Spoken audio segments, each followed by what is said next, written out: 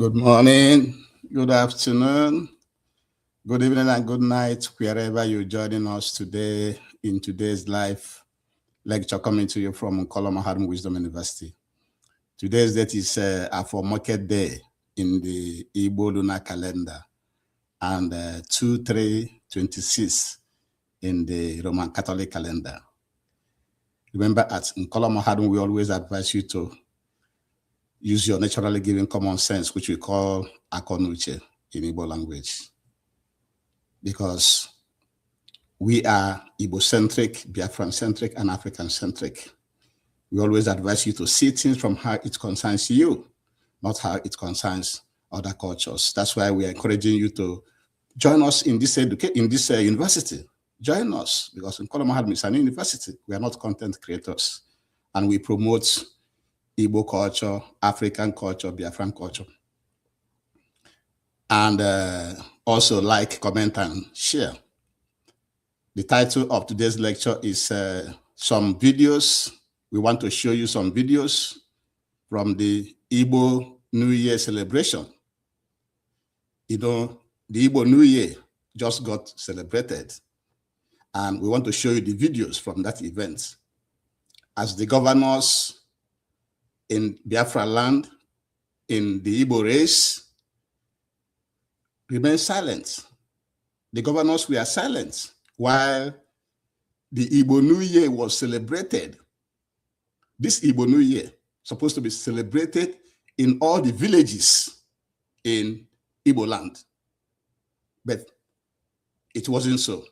So we want to show you some of the things that happen that you cannot see anywhere. You cannot see promoted in any government media, because the government medias are serving the colonial masters, and they want to be promoting foreign colonial culture than our own culture.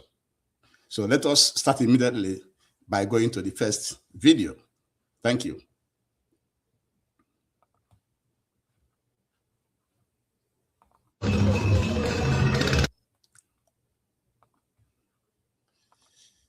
If you look, you can see the picture on my screen.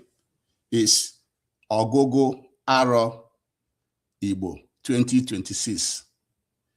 Ogogo Aro Igbo 2026. Nkeme na Umueri, Anambra State. Ogogo Aro Igbo. You can see the sign there, big sign there. So that was where the Igbo New Year was celebrated, and I will show you the videos from this very important celebration from our land. And that is why Kolomahadum Wisdom University is very unique in what we do here at this university. So let me show you some other videos from that event.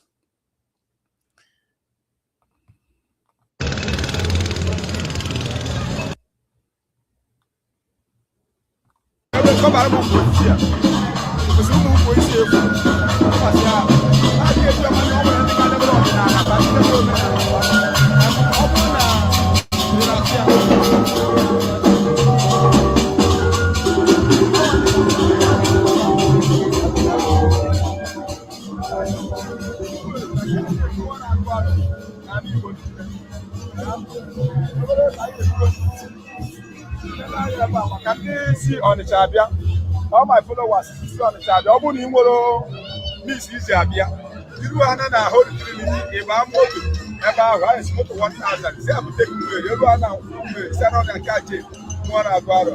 And the credit for these videos we are showing you today is from Be Wise Onyego.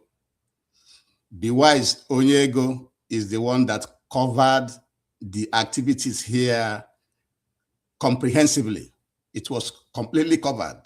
So the credit goes to Be Wise Onyego for all the videos we will show you here in this lecture today. So let's continue to watch them. And this your Gabia, if I'm going to Kusina or Kusu, Kusana or Kusu, if I'm going to Nina Bumeri, if Kusana about the South and catch him one aguado, when you cut open again, we take a bar. You are never big after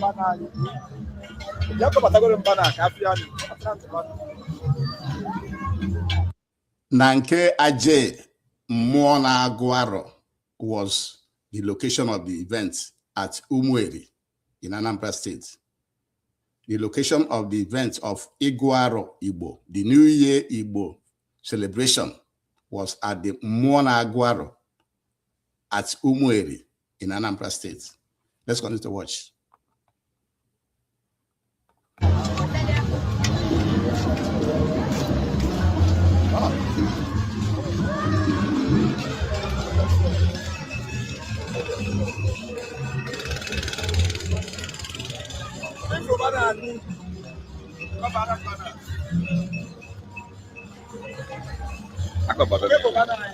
Agwa m unu nọ na nke gịnị nke a ji mmụọ na-agọrọ n'ala Igbo niile ọkpepụrụ ya ka nwere ka esi wee ndị Anambra steeti edere ya ndị Enugu steeti no discrimination edere ya ndị Delta steeti ihe edere ya bụ ndị Igbo fast na Igbo onye Igbo anyị abụ ọbụbụ arụ anyị bikos a gwara na ihe nwere bụ mkpụrụ ụbọchị anọ mee kiri ofu izu ya bụ Eke, Oye, Afọ, Nkwọ ọ bụrụ ofu izu ịgụta ya asaa bụrụ izu asaa nke bụ ofu ọnwa bụ 1 month ahụ ịgụtazi ya 13 na ọ bụrụ gịnị ofu ahọ enwe ka anyị si wee nwụọ 7 days enwe ka anyị si wee nwụọ 12 months kalenda ọnwa anyị adịghị agbaghịrị ya agbaghịrị maka na ije mee research ọfụma monthly cycle nwaanyị ọbụla zuru ezu ife onye gị bụ 28 words na-ekwu otu a ime ha research onye gị ya monthly cycle nwaanyị zuru ezu ka ka ọnwa si agbazi 31 30 na 29 ifu na ozuru ezu ya Britain aja aka na King James ka na-akpụ ya King James butere wee rie anyị isi mana ya anaghị abago na-ekwu otu a ka US go back to our root abụrụ ịkpa nsu n'anya go back to our root abụrụ igbu anụ ọgọta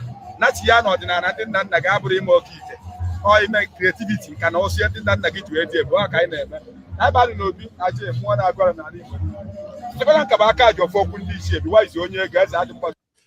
Going back to our roots is not eating and killing. Ọ bụrụ mgbu ọkụkọ taa, ọ bụrụ mba nzu n'anya, ọ bụ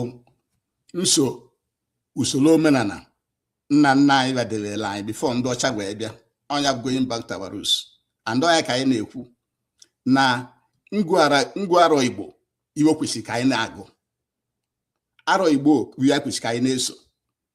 Iwe ọ na-aba abịa asị na Christmas bụ December 25 nọ mgbe arọ ji agwụ. O kwesịrị ndụ n'ọwụ ma ọ bụ na nọ ndụ na chọkụ omenala anyị dụ na-achị anyị.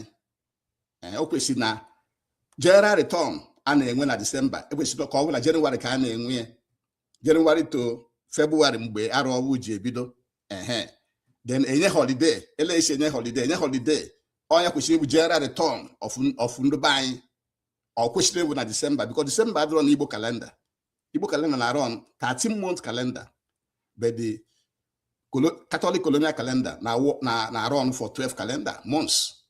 So why are we following this foreign calendar months? Because na mgbe ndị ọcha na-afụ we hand it over to ụmụ nwanne anyị na-eso ụzọ, and they are implementing this foreign culture on our people. That is why it's very, very, very important.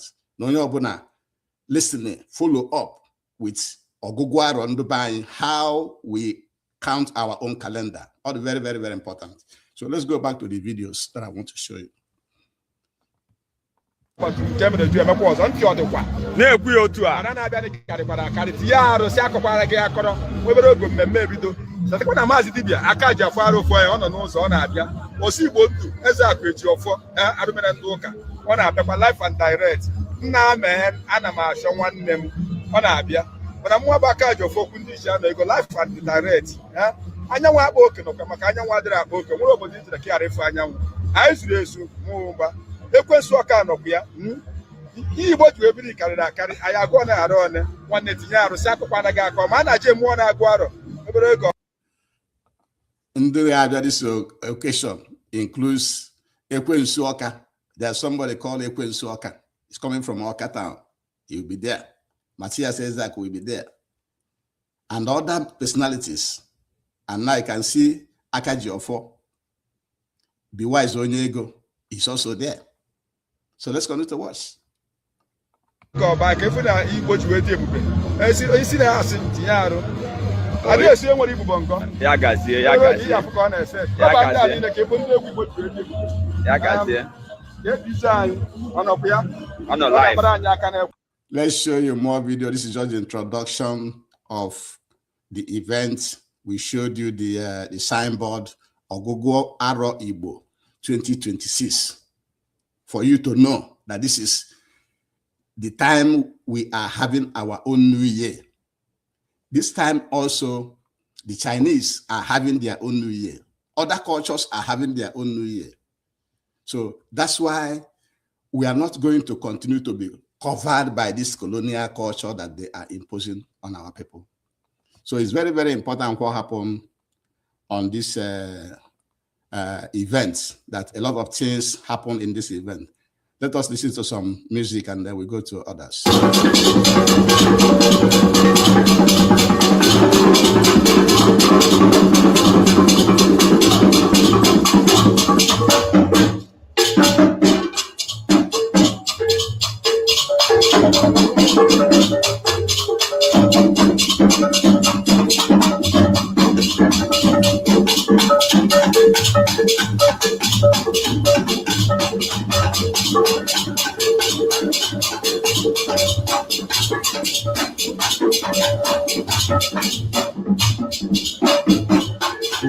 Because there's a lot of videos to be covered, I want to stop this one so we can go to another one. There's a lot of videos here on that very, very event, a lot of things on that event.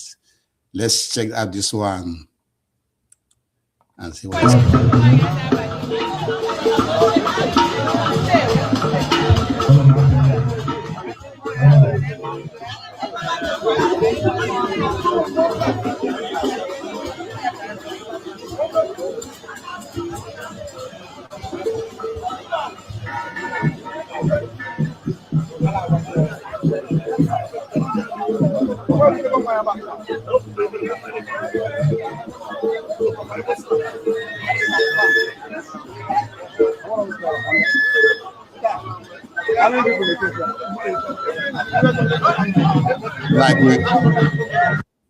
like we reported, you can see there's a lot of food and drink in this occasion. So it's supposed to be in all the villages. N'obodo niile do na Igbo ka ekwesị na village niile, obodo niile, town niile kwesị ka they celebrate this New Year celebration of our people. If we have a government that, you know, doesn't prefer foreign culture than our own culture, this event is supposed to be everywhere. In the 13 states where the Igbos are living and any other place that the Igbos are living. This 1st February is our New Year. It is our New Year. And so let's go to another video. There's a lot of them.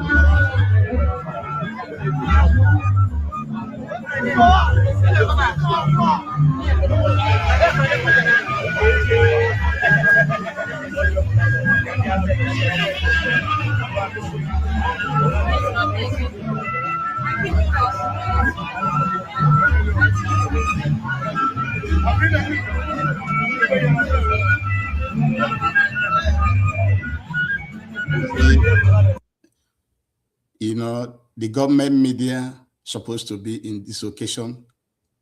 Just like we are saying, this celebration supposed to have happened across the 13 states that the Igbo race is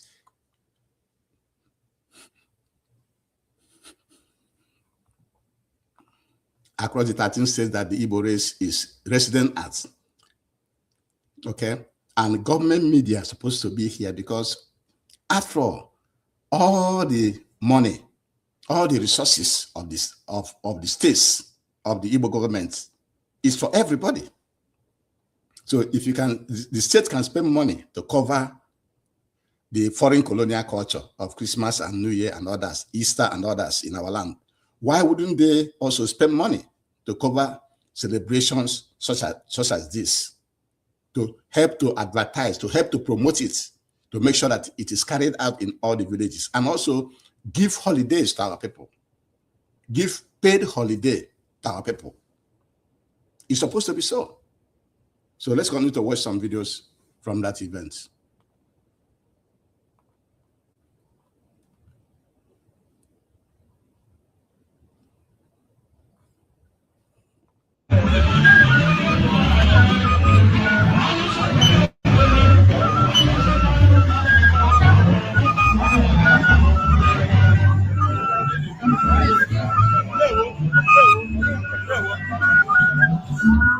IG.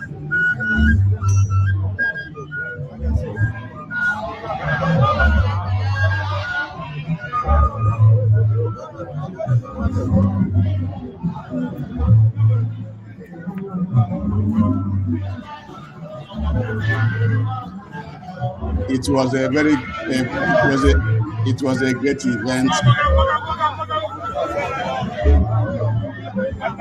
Welcome.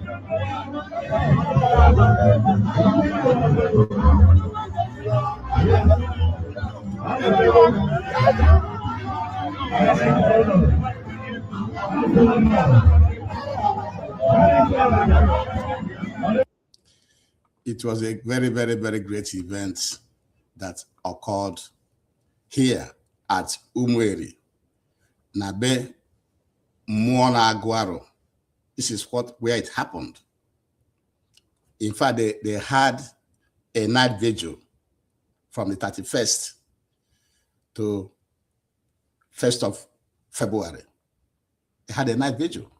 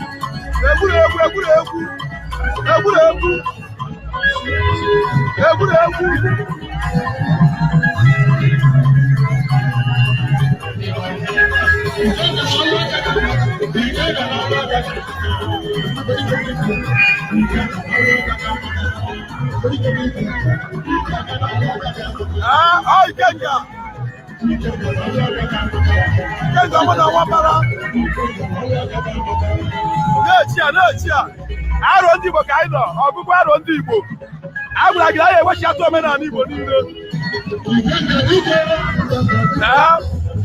nke a bụ nke anyị ọdịnala ama nna ana onwe ebe nwere ya n'oge maka ife wee si China tụọ taa adị egwuregwu nke a bụ nke anyị egwuregwu ka esi Igbo nwere omenala ike ngana na ọgbọ nwoke bụ akpa nwoke.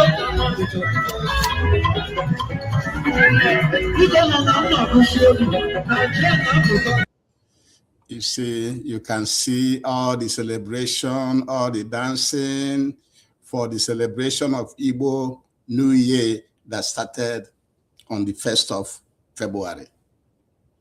So who is in doubt? It's right there, except that the governors, those in power, they are imposing foreign culture on our people than promoting our own. That is the problem. It's right there. So let's continue to watch, because there's a lot of videos. There's a lot of videos to show you of what happened. Ịma na agwara m ụnụ na nke emere ju emekwa ọzọ ebe anyị nọ taa bụ na Igbo ugwu nke aje mmụọ na-agụ arọ mana ịnekwa anyị fụ na ndị odogwu ndị nze na ndị ọzọ juru eju ebe a maka na ihe abụ Igbo na-eme ife a bụrụ ife Enugu steeti na-eme ọ bụrụ nke ndị Anambra steeti na-eme ọ bụrụ nke ndị Abia steeti ihe a bụ ndị gboo ndị Igbo ịgụ arọ ebesị ka anyị jụọ odogwu anyị nwere n'ala Igbo ahụjụ biko ị agwa anyị afa gị gwakwana anyị ife ị bịara ebe ime tata ka obi dị gị ị ga-ekwusi okwu ike ka ndị eze ndị ị na-agwa na-anụ cheta na obi waizi onye ego ka unu na-efolo aka mba aka ji ofu okwu ndị ichie nke emere jụọ emekwa ọzọ ntị ọ dịkwa ọ dị onye na-anụ onye bụ akọ ewetara n'Igbo ukwu okwute agba nchara ihe ndị ihe nna nna anyị ha dobere ka anyị na-eme taa bụ ọnwa tọrọ ụnyaahụ anyị wee na-agụ alọ n'ụbọchị taa anyị banye n'ọnwụ anyị banye gị na afọ ọfọ maka na afọ ndị Igbo bụ 13 months ka ọ na-adị ọnwa 13 ka anyị banye otu izu n'ụbọchị taa so ịfụ na anyị na-ekwu ka anyị kwuo ka ọ ga-esi wee dị ka afọ a ga-esi wee dịrị anyị na mma ọhịa anyị na-ekwu na na obi ajọ mmụọ na-agụ alọ n'Ụmụeri na ọ bụ na okwuteze ka otu arọ Igbo na-enwe 13 months December while the Roman Catholic calendar na-enwe 12 months. Remember, our market days, Eke, Abo, Nkwo, Eke, Oye, Abo, Nkwo, makes 1 week in Igbo calendar. And 7 market weeks makes 1 month, 28 days of the month. And like Be Joy, Be Wise, Onyego have explained that the menstrual period of women runs for 28 days. The menstruation of women runs for 28 days, just like natural Igbo calendar, natural calendar. That is why it is important we start using our own calendar than this colonial one being imposed on our people by those that are in charge of our government. Let's continue to watch the videos. When I'm not about to when I say, "Oh, one dollar na eze, very dollar na eze, very guys will." I can't name no but. I can give a quiet water on Igbo. Yeah, okay. Yeah, na-ekwu etu a mana ihe a na ndị Igbo na-eme ọ anyị bidoro ya ofu ọkọ ihe a ka ndị nna nna anyị na-eme eri ahụ ọ ihe a ka a na-eme ewe marafa ọ ihe a ka a na-eme wee wepụta ihe dị iche iche ọ ihe a ka a na-eme wee mara ka a ga-esi wee mee akpụ mana ọ na-egbu mmadụ amara mgbe ogboro na ga-eme ya wee rie ya onwere njin dị nwe mechi ndị ndụ afa na-eme ya nke kacha nke bụ na ọ na-adọ ha mma n'ihe ọ bụla ha wetara ọdụ ha ka ọ ga-egbufa ebu ụzọ rie egbu ụmụ ha jere ọ bụla chi ụtụfo ọ bụ na o gburu ọfa ka ebido ka ọ bụrụ ihe a na-eri eri onye niile a ka mere ọtụtụ nna nna anyị nwụrụ ebe a na-achọ ihe ụmụ ha ga-eri atọ ọtọ n'ime anyị na ndị abụzi ndị mere alụ osite na Pita na Pọl ihe ka ọnya ka anyị na-asị na achọ ka wechiekwa ọdịnala anyị mgbe ekene gị darụ mgbe nụkwa nna akụkụ gị bụ ịma na agwara m ụnụ na nke emere ju emekwa ọzọ ebe anyị nọ taa bụ na Igbo ukwu na nke aji mmụọ na. This one have ended. We have to take another one. Just give me a minute because there are a lot of videos here. You heard what he said, that this is how our ancestors, the culture they are following, and discovered all the food that we are eating. That they can taste one food for them to know whether that food can kill them. The father will say, let me eat this food. If it doesn't kill me, then we can start eating it in the family. That's how they develop most of the food that we are eating today. All the ofu egusi, all the ofu onubu, all the ofu obono, all the things that they developed that we are using today. Many died from trying to find out what to eat and what not to eat. So let's continue to watch. There's a lot of videos. Maazị mma alaika mmadụ onye mụ na ya na-ekwu makwanye afọ ịbịara n'ebe ime mana mma nke bụ eziokwu bụ na Igbo bụ ofu kama na a na-asụ n'ude ma akwụ ụkwara ọbụrụ ofu wee sị na-ekene gị kene ọra gị kọkene afa gị na ife ịbịa na obi ata ime afọ mbụ eze okeke ikenna ya ụkọ ọha ọsakwe eze nwa na iseke aka ji ọfọ arọ obi ụkọ ọha ọsakwe Igbo ekene m ibe anyị bịara n'ụbọchị taa na obi aje mmụọ na-agụ arọ Ụmụeri nye yi oke bụ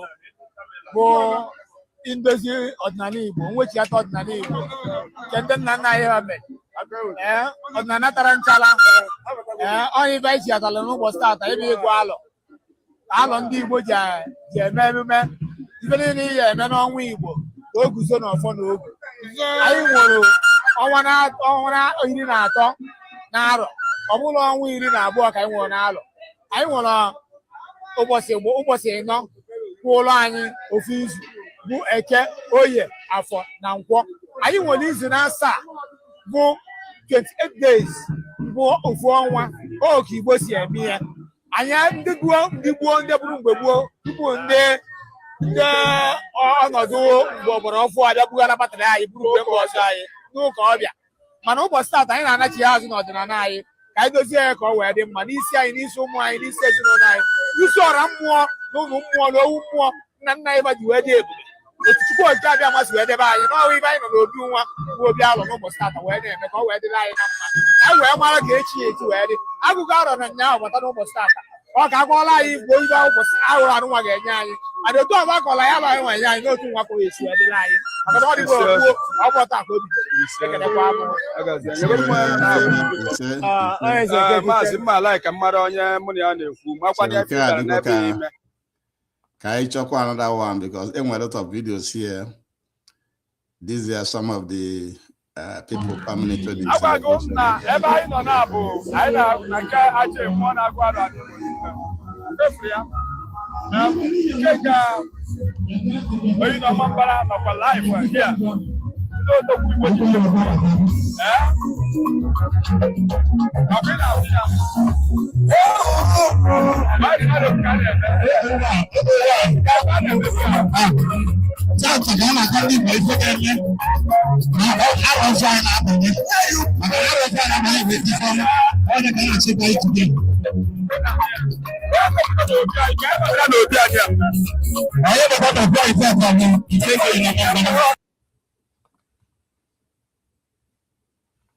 That's the end of that video. Let me get another one because there's a lot of videos. Let's hear this guy. He's from more.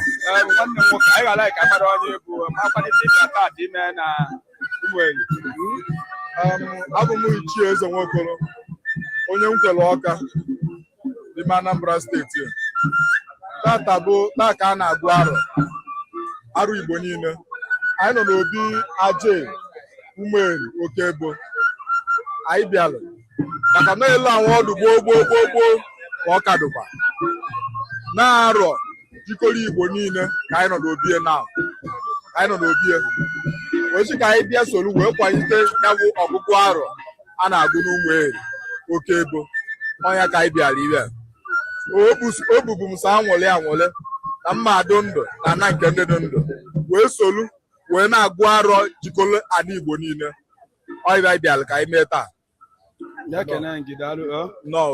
mana asị ka njọ ebe ahụchụ arụ a na-agụ forest na arụ aje na were arụ ndị Igbo arụ ndị Igbo niile ka arụ aje ka a na-achụ iwe ebu arọ ndị Igbo niile aje ewe aka ji ọwọ aje ka mmụọ wefụtere n'ọnya nwa ka anyị enwa ya esi n'ọnụ ya wee na-amanya bụ iwe arọ nne nwaanyị na-ekwu iwe ebe arọ jikọrọ arọ Igbo niile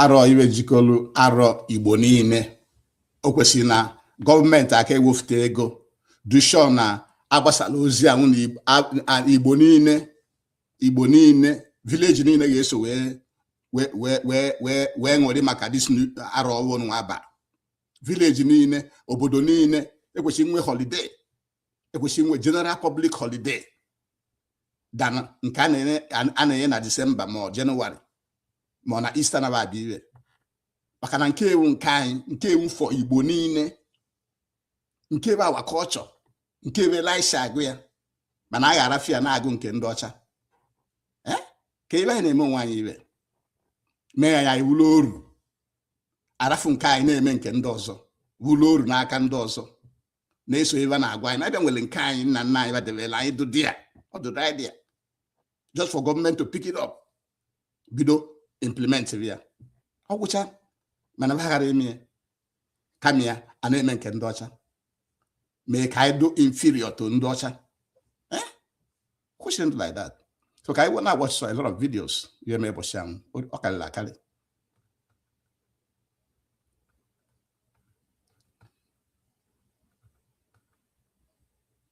this woman.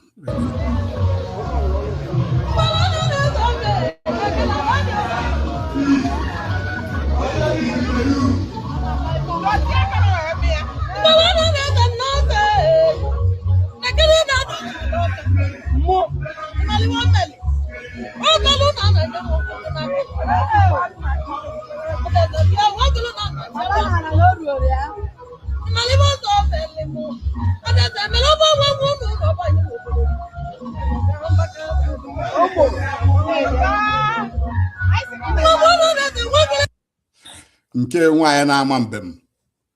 Nwaanyị na-ama mbem. Nwaanyị na-ama mbem. Ọkụnụ ka onu ya na-ara. Nwa ka anyị na-ege nwaanyị na-agba mbem. Ka unu ka o si ama mbem. Iwe me bọcha nwa bụrụ obere iwe.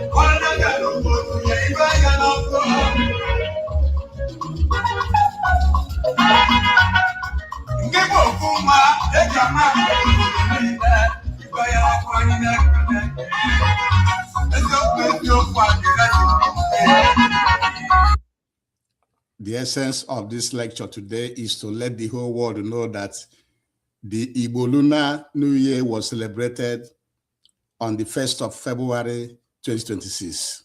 That is our own Igbo lunar calendar, which is different from the Roman Catholic calendar. And so many other cultures have they are not following the Roman Catholic calendar. The Chinese also have their own New Year this time because the Chinese are also following the lunar calendar, as well as so many Muslim countries. Many of the Muslim countries are following lunar calendar. And so many Asian countries are following lunar calendar. India is following their own calendar, not the Roman Catholic calendar. Because now you see our people sometimes they just argue blindly. They tell you that the Roman Catholic calendar is the one majority of the world is following without knowing the reason. The reason is that the Europeans, Western Europeans, remember that time after the Papal Bull, that they sent Europeans to other cultures and tell them, if you go there and they are not following Jesus, kill them, take away their reason, impose that religion on them. That was why you see religion, Western religion, in many other cultures where they were forcefully imposed on them. Okay? Just the same problem that we have now, that we are trying to educate our people to know that we have our own Igbo lunar calendar. Why is it that we are not making it the first? It's supposed to be the first. Why the Roman Catholic calendar is dormant, or be the second, or be dormant, so that we can be seen as equal with other cultures. But right now, we're not seen as equals. We are following other people's way of life, other people's culture. So that is the problem. So let's continue to watch more videos from that very, very, very big event that happened.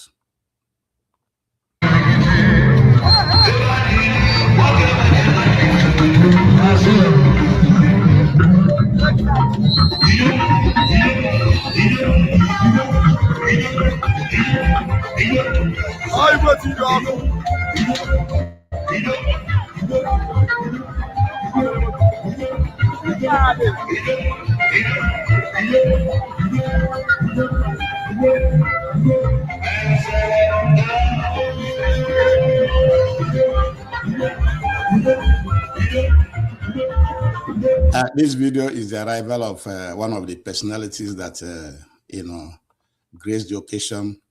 A lot of Igbo personalities are in this celebration of the new Igbo New Year celebration for 2026. A lot of our people attended this event. They're supposed to be everywhere in Igbo days. It's supposed to be everywhere. The governor is supposed to have taken it up, spend public money to make sure that it is observed everywhere. Give our people public holidays,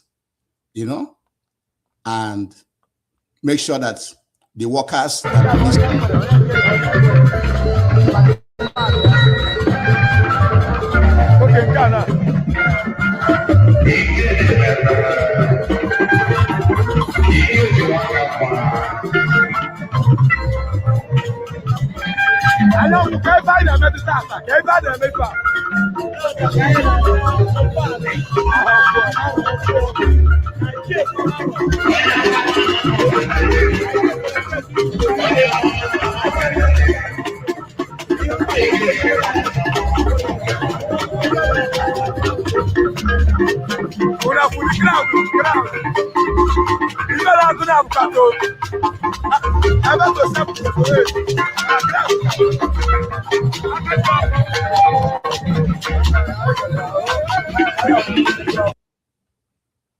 Let's enjoy this music a little bit.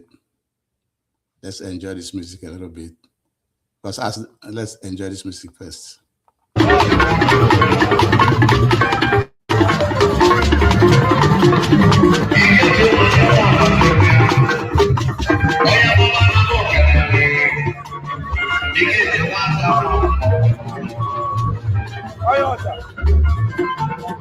So what he's saying is that even up to 8 p.m., people are still on that venue, on that arena. People don't want to go. People are full of celebration. Our people are waking up now to the reality that we have to follow our own. Nkanye kamma. Nkanye kamma. Ainwe nkanye. Ainwe ugu. Ainwe nkanye. Aishino ruputa. Ainwe nkanye. Obala anyị, not even nna anyị ba na-eso before ndị ọcha wee palụ nkebe wee bịa. Na nke ndị ọcha pa wee bịa, akara na mma. Ọkara na mma ka anyị watchkwa na-aga biko. Nke ndị pa wee bịa akara na mma. Okay, this is the house of one of the sponsors of the event. Let's show it to you. Na Ụmụeri, na nke aje mmụọ na-agụ arọ 2026. Taa ka anyị ga-ebido celebration maka aha ọfọ ndị Igbo. Agwara gị ebe ọ bụla ị nọ, ị na-eme mmemme, ọ bụrụ na ịfụbe mmanya gbagam ma kwa na ibidobe mmemme nekwu ya. Nwoke isi wee ṅụọ mmanya were nke a ibutuo ya. Ọ bụrụ na ị chọrọ ka ị nọ ka nwoke si anụ yuzuore mgbagam ka bụ mmanya anyị etikwa ya ntalọ. Ihe a bụ mgbọrọgwụ dịka aja n'Igbo si wee kwu ka eji wee rụ ya. Ọ na-edozi arụ. Ọ bụ ife niile ka mma agwa unu test ya ka ịnụ maka ya gbagam. Ọmụ abụ aka ji ofe okwu ndị ichie. Tibe arụ si akọkwara gị akọrọ. Tibe na nke aje mmụọ na-agụ arọ na ala Igbo niile. Mma nọ nkụzi ebe ahụ. Chetakwa na Maazị Dibia nọ nkụzi tata. Aka ji ofe arụ ofu na ndụ. Chetakwa na ọzọ Igbo ndụ arụ mere ndụ ụka mata ya eze akụ na-etinye arụ.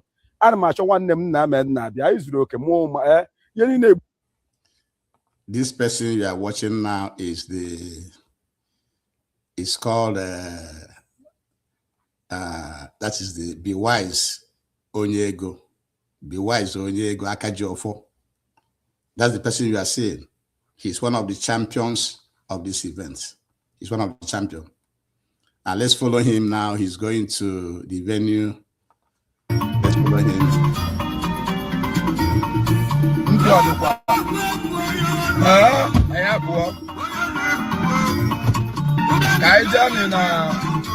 Na nke aje mmụọ na-agụ arọ na Igbo niile. Ebe anyị na-aga na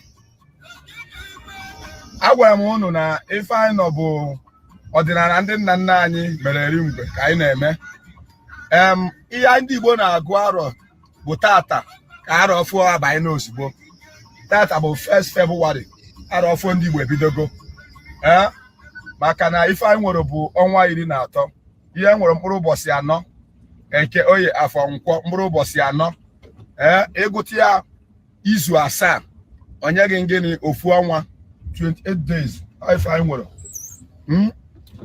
mgbe si na tata ka January this Igbo New Year calendar, and in fact the Igbo calendar as a whole, is supposed to be taught in schools from kindergarten to university level. It's supposed to be taught in school. It's supposed to be what we are using. Everybody should, though many know about it, but except the government is not promoting it. That's the only problem. Many people know about it, even though it's not being taught in school officially as supposed to be. This is our calendar. Instead, they're teaching them the Roman Catholic calendar. That's the problem we have. And our calendar runs from 4 market days. 7 of these market days makes 1 month, 28 days. It is following the moon, and it is 13 months. It's not 12 months.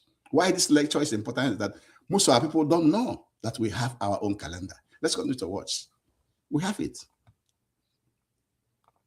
Ndoka handbiri anyị tata bụ ọbụna na aka gbara nke ndoka tata bụ Jenụwarị anyị mana tata bụ aha ọfụọ ọnwa mbụ anyị bago n'ọnwa mbụ wee na-asị ụmụnne m n'ọnụ ndị English ndị iti Happy New Year, Happy New Year, Happy New Year, Happy New Year. N'ọnụ nke anyị sụba be gị maka anyị bụ ndị Igbo bụ ọnwa ọfụ apụtago ọ ya mara na anyị mma anyị ga-afụ ife ọma ihe ọ bụla itiri na ahụ a ọ ga-amịpụta ife ọma maka ahụ abụ amara mma aje mmụọ na-agụ ara agụgụ arụ gwa ọha ka Igbo ga-adị tata ka anyị jezie dị mepezie aha ọfụ a yesterday ka anyị riri oriri ya celebration ya ọ bụrụ na ụka ọbịa ọ bụrụ ụka abalị New Year ma ụka abalị aha ọfụ crossover ndị ụka yesterday onufo ka ọ dị na emegidere atiri don chiefo aka egwuregwu tata bụzi aha ọfụọ ihe niile mara mma ị na-afụ ka o si ara ihe niile mara mma tata bụ maka ara ọfụọ wee na-asị Igbo bụ Igbo ekene m nwoke kene nwaanyị na-asị unu ka maka aha ọfụọ anyị ya mara anyị mma ara ọfụọ mara anyị mma abaghị ara ọfụọ ya ekwu ka a na-eme maka mmụọ na-agụ arọ egwuregwu na ebere adịrị ya egwuregwu ọkwụ na afị ya egwuregwu ebere adịrị ya Igbo abaghị aha ọfụọ Igbo abaghị aha ọfụọ ọkwụnụ furu ya na-eshi ya ka abara aha ọfụọ ị nọ Germany nọ US fast gị bụ nwa afọ Igbo abaghị aha ọfụọ aje mmụọ na-agụ ọrọ kwuru ka aha ya ọ mara mma a na-echi ala na-ekwu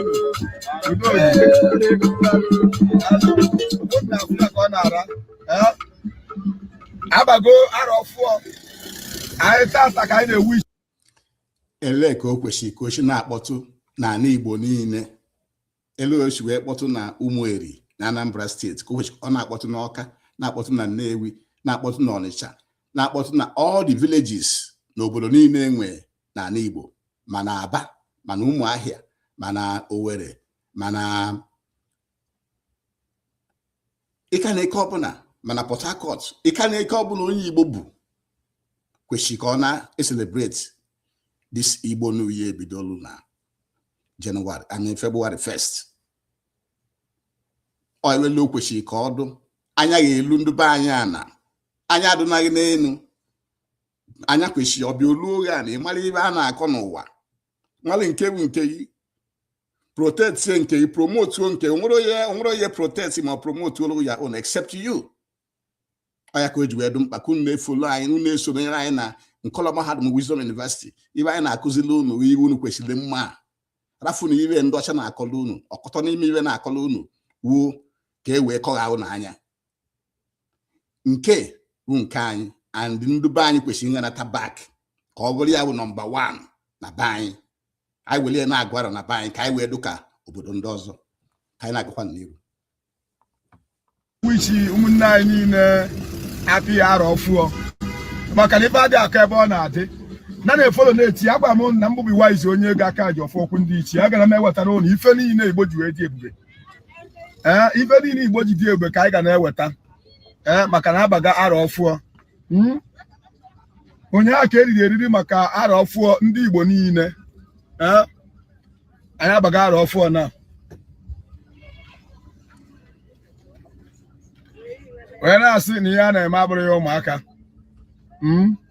Igbo teta n'ụra ka anyị mee nke anyị ka anyị akpọbata na nwanne anyị nwaanyị Ije Nwamma na ọmarịcha egwu Ije Nwamma ji wee na-agụ Igbo teta n'ụra chetakwa na Ije Nwamma bụ ezigbota nwanne anyị nke anyị na-aso agbasa oziọma ọdịnala nke onye isi anyị bụ aka ji ọfọ dike Ogbaja ọzọ eburuchi ụzọ ọgbawa onwe ya n'ọsọ nke enyi na-achọ igwe enyi ọsọ odogwu amụrụ mbọsị afọ ma o ji 7 dike nwanne m ọ bụrụ na ị na-efolo ABS every Sunday ọbụla ị ga-afụ dike nwa Ogbaja ọzọ eburuchi ụzọ ka ọ na-ebe na-eti Igbo teta n'ụra ka anyị mee nke anyị na ọgọ mmụọ bụ.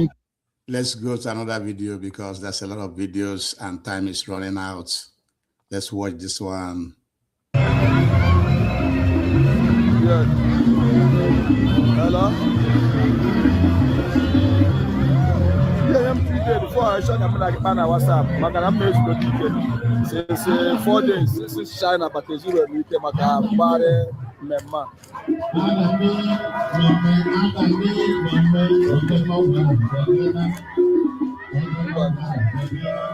Okay.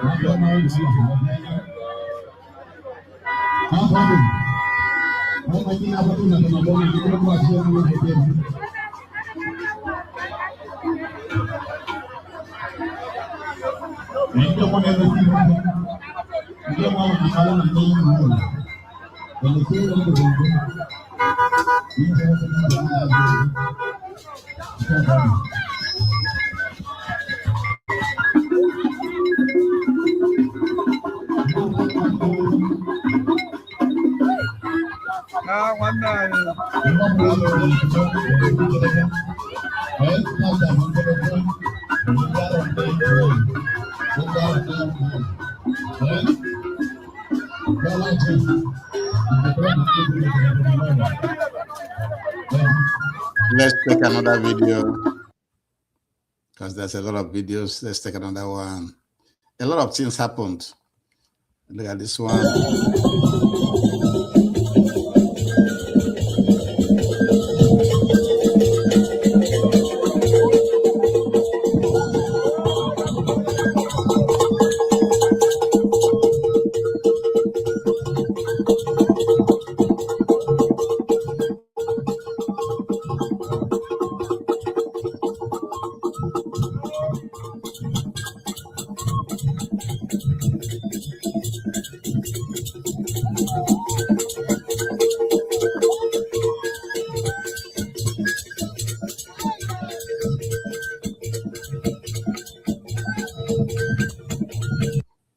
There was loss and loss and loss of celebration on that day at Umueri in Anambra State. Loss and loss of celebration.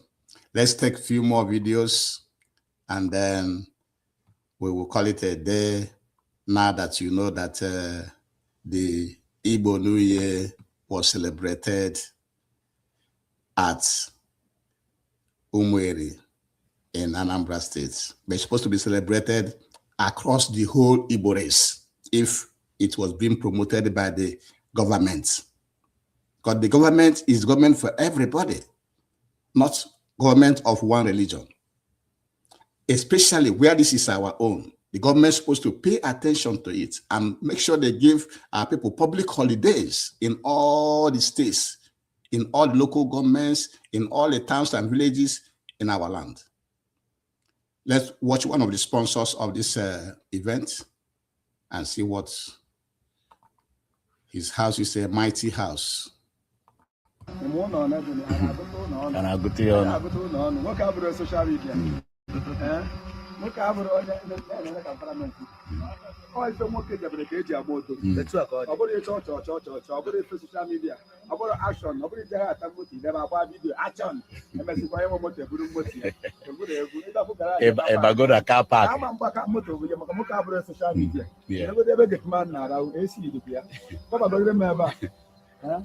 And the man now on a system or a mafia copy and a peg.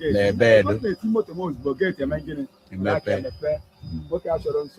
You won't catch a bubble need one is but on your dinner massy. Each you get more than not to go keep it. Not to let the every can of whom we are. If you are go, you show him what I call what I have for the Bazan. I'm making a brody. Sorry, we didn't get the name. Let's get the name. Sorry, yeah, about to talk about the name of the person. Just 1 second. Let's give him that credit. I'm making a brody.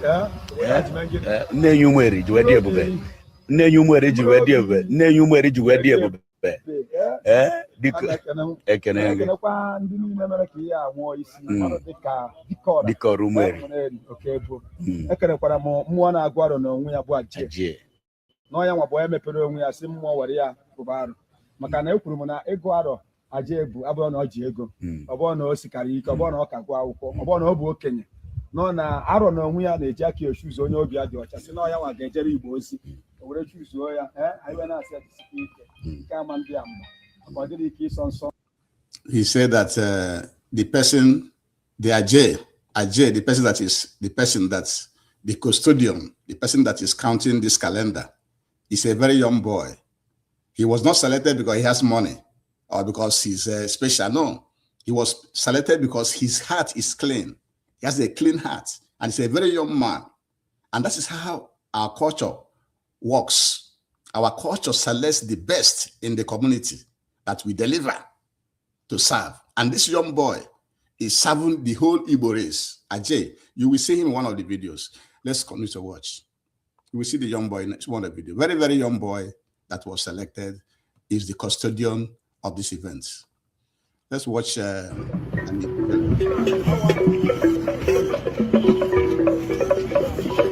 When I focus, Sarah. When I focus, Sarah.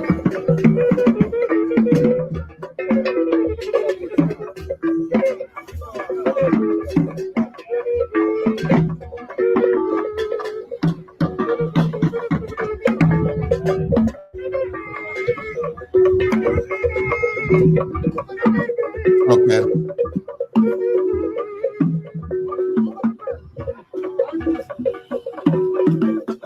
Enough of this EJL. Let's find another one because there's a lot of videos that cover this event, a lot of activities that day, a lot. And look at the Ajay celebrating.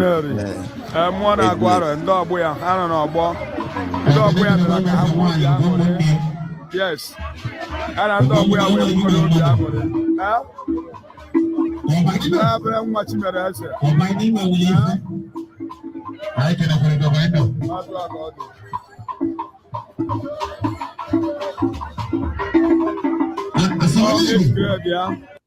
This is the Ajay Mona Aguaro, a very young boy. This boy is not up to 20-something years. That our ancestors said that he's the one to be the one that is counting the years for the Holy Igbo race. Ajay Mona Aguaro, a 20-something-year-old boy. He is the one serving the Holy Igbo race. That is the one that is custodian of this Igbo calendar in the Holy Igbo land. That is how our culture works. They look for the best, irrespective of age, irrespective of wealth, irrespective of show off. Let's see Ajay dancing with his age mates. That will tell you he's a very, very small boy that our culture have chosen to do this job for the Igbo race.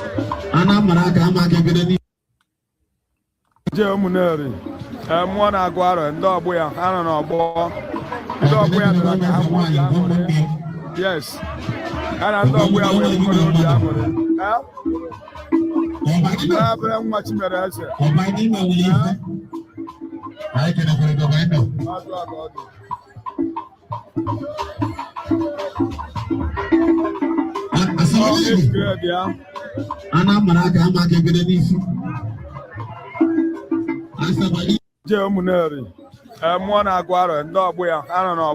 This is the Aje Monaguaro, the boy that is bestowed with the function, with the job of counting this calendar for the whole Igbo race.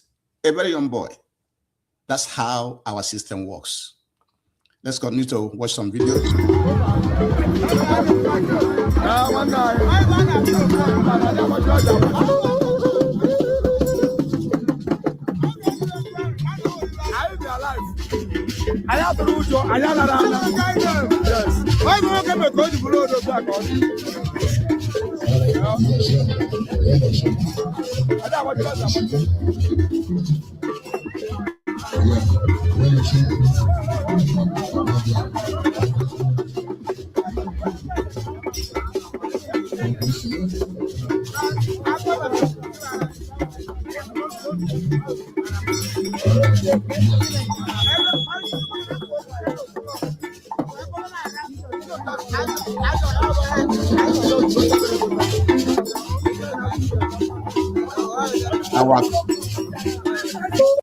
Our culture is a very rich culture and should be promoted and protected, because nobody will do it for you.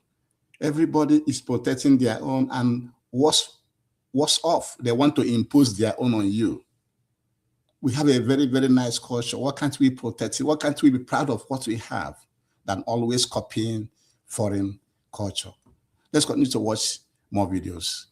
It's very, very, very annoying what our people are doing, actually. Very, very, very, very annoying.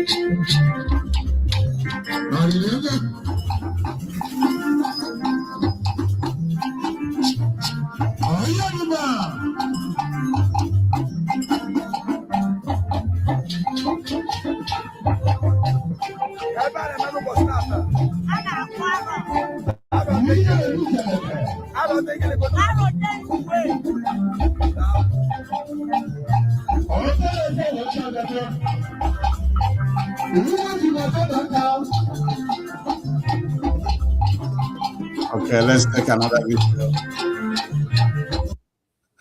That's a drone flying above. Let's take another video.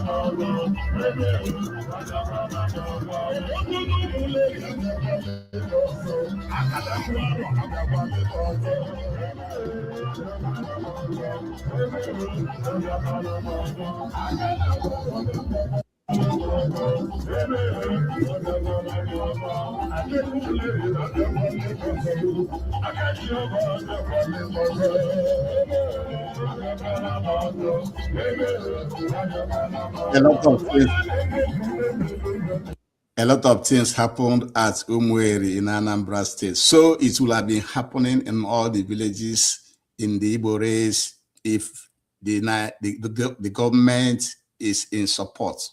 If the government is not a government imposed by the colonial masters and imposing colonial culture on our people. It should be happening in the villages, in the towns, with holidays, with dancing, and in fact, the Igbo general return supposed to be this time, because this is our own. It doesn't supposed to be during December or 1st of January in the colonial Catholic calendar. No, it's supposed to be during the end of the 13th month Igbo calendar to usher in the new year. That's the way it's supposed to be. So let's take a few more videos, and I can tell you, you have seen a lot of things. You have enjoyed these videos from the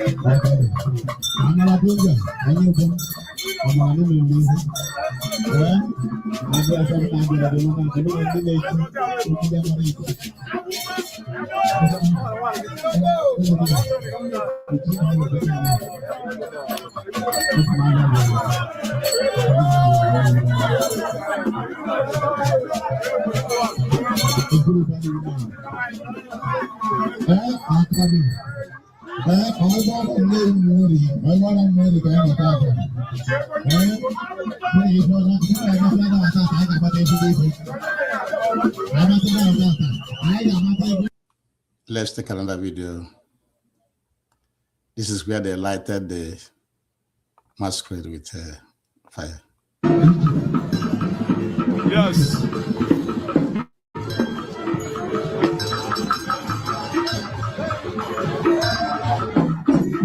Hey.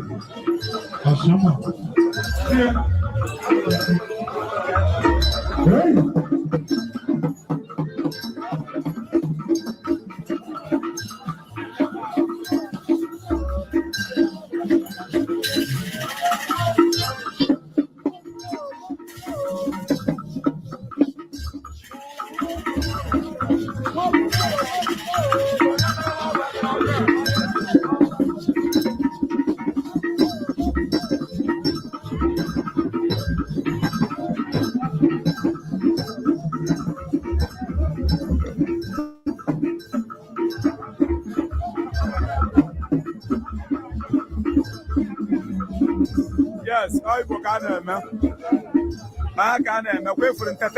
Let's take more videos. Let's take more videos. I think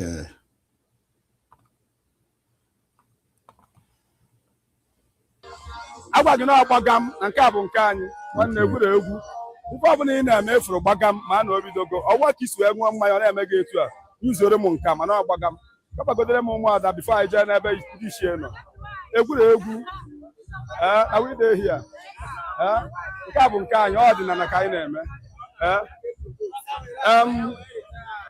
biko anyị ga-akenekwa ọra na eze maka na anyị nọ na gbagam taa nna anyị I have to take another video here. It's like he's promoting the drink. Okay, I think I just have to show you pictures of this, the Ajay, that is the custodian of the whole thing. This is his picture. The Ajay, the guy that is, you know, the custodian of Igbo calendar. So they have custodian, that is like a specialist, like they say, Nka, specialist. This is a specialist in counting the Igbo calendar for the whole Igbo race. That was why the celebration was done in his place, because the government is not interested. The government is only interested in imposition of foreign colonial culture on our people. And that is why we decided to bring this information to you, for you to know that this Igbo calendar, this Igbo lunar calendar is our own and is right there with us. And a lot of our people are following it, but the government failed to generalize the usage so that on that day, our people will be given holidays, our people will be encouraged to come back, our people will be paid for the holidays, and then ensure that, you know, a lot of all the villages, everybody, all the towns participate in celebration of the end of the Igbo lunar calendar and the beginning of the new year for the Igbo race. That's a failure of the government. That is what we want you to know. And that the Igbo race, we have our own calendar, which runs from as Eke, Oye, Abo, Nkwo. 4 market days. 7 market days makes 1 month, which is 28 days. And from what you have heard, the female menstrual period runs for 28 days. Natural, because they follow the calendar. They follow the moon. And also heard that they saw the moon, and that was why they started the celebration. Okay, because they follow the moon. That's called lunar calendar, following the moon. And it's not only the Igbo race that follows this lunar calendar. I have said it before. The Chinese follows it. Most Asian countries follows it. Japan, they follow the lunar calendar. Most of the Arab countries follow lunar calendar. Even the Hausa people in the north follow lunar calendar. So it's not a taboo. It's not like the Roman Catholic calendar is the only calendar, no. And some people argue that a lot of people celebrate the Roman Catholic calendar. Yes, they do because of colonization. That is why, because they were forcefully imposed on those cultures, just like we are forcefully imposed the same culture, the same calendar. And now we are telling our people to come back, that the government should make it #1 than the Roman Catholic calendar that we are currently using. So that's the essence of this lecture today. So thank you very much for joining me. And we're going to bring this to an end. And so like, comment, and share. And also subscribe to our YouTube channel by touching the bell button. When you touch that button and subscribe, whenever we do a new video, you'll be the first to get it. And if you follow us on Facebook and Twitter and TikTok, if you also do a new video, you'll be the first to get it.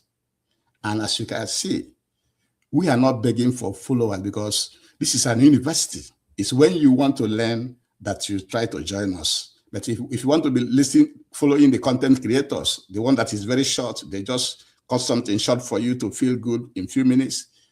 We are not content creators. We are an university. So we package our lectures and present them from the Igbo man, from Biafran and African perspective, how you should be seeing things. And that's how we are different from, other educational outlets. And having said this, thank you very much for joining us. If you like this lecture, please like, comment, and share. And the credit for everything we have watched today goes to, I cannot stop to give the credit to whom credit is due, to Be Wise, Onye Ego. Be Wise, Onye Ego, Akajiofo. He is the one that covered this celebration from the beginning to the end.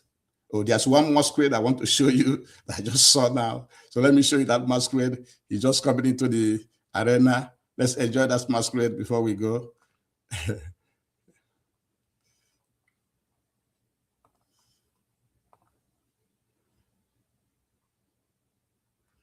Let me see what's going on. Let me show you that masquerade. It's a very, very sharp masquerade.